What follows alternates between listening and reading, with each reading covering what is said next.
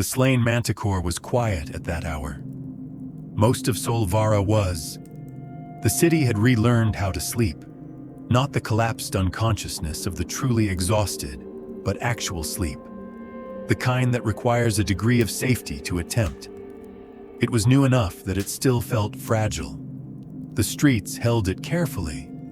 Lear was not sleeping. He had been sitting on the floor of his room since the second hour past midnight. The feather was in front of him, not touched, set on the floorboards at the center of a circle of runes he had drawn in the dark, each one placed with the precision of someone who understood that the difference between a correct rune and an incorrect one was not academic.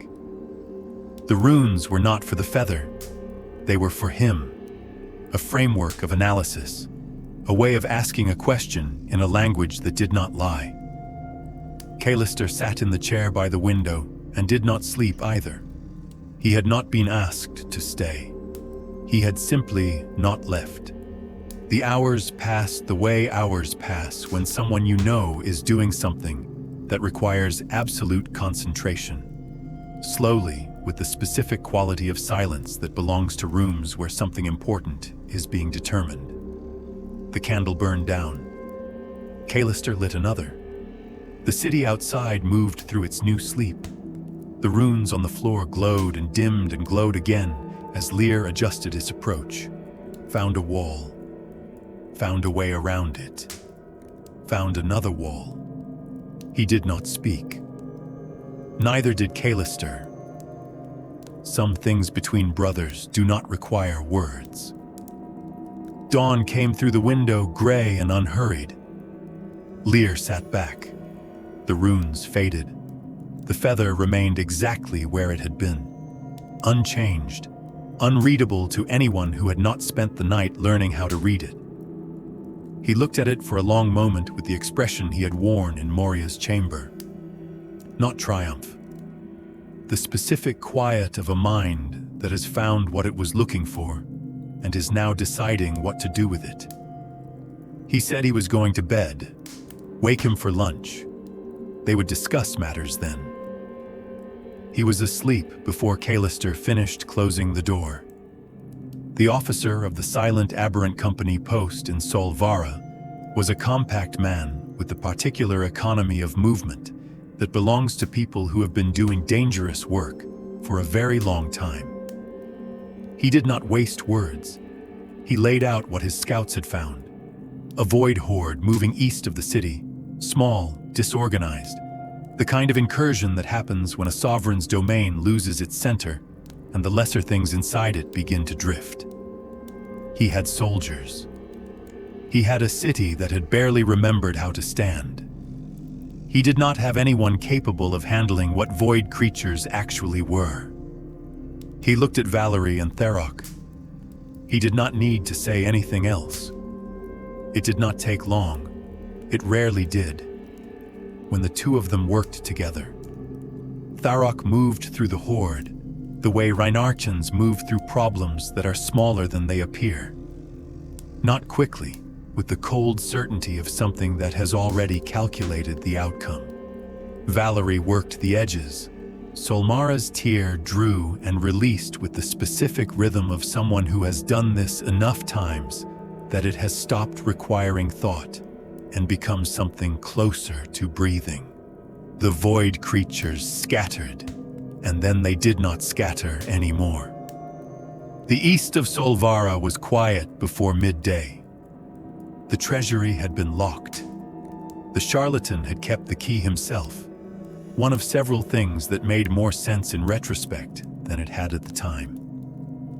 3 years of a city starving while its gold sat in locked rooms behind a man who needed people dependent and desperate and without options.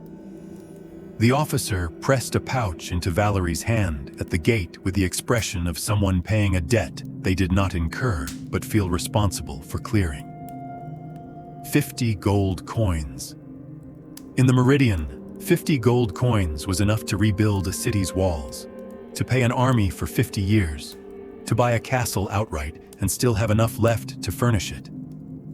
For a city that had been eating its reserves for 3 years, handing over 50 gold coins with the straightforward manner of paying a fair wage for a morning's work, said something about what had been sitting in that locked treasury all along.